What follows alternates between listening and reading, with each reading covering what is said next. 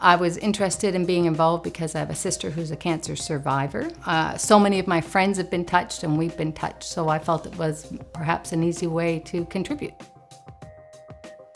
I know that Atlantic Canada has more significant health issues. We have the highest incidence of cancer in the country, so there has to be a reason for that. I mean, many of us work hard at being healthy and living well, and still there are probably environmental issues or something that we need to get our fingers on to try and eliminate or at least reduce the incidence. So I felt that was meaningful, important for me and you know, our next generations.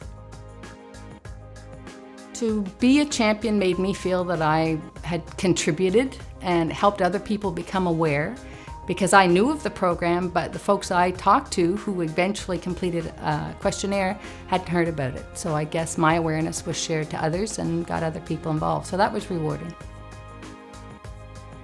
I'm a retired educator and have a big family, and I'm currently working part-time at a university, so lots of ways that I could connect with folks.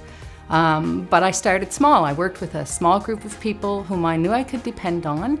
If I asked them to do something, I'd get their commitment first, and knowing that they were going to fill in the kit and within a couple of weeks get it back to me. Many of the people whom I recruited were folks that I see regularly, right? So it wasn't so tough. It was more person to person, and then follow up with email or phone call, and then the kit distribution. We just arranged a time when we were going to be together anyway and got most of them out that way. So it was really not a challenge. I didn't find it challenging at all. I'm very glad I did that. I didn't find it difficult. It's just good to think that maybe in some small way that myself and those whom I recruited could help get to the root of what's going on in Atlantic Canada. Becoming a champion is not as challenging as some folks might think. It did not take a lot of my time. I found it very rewarding, and the people who participated were thankful to have the opportunity. So I think that was worthwhile as well.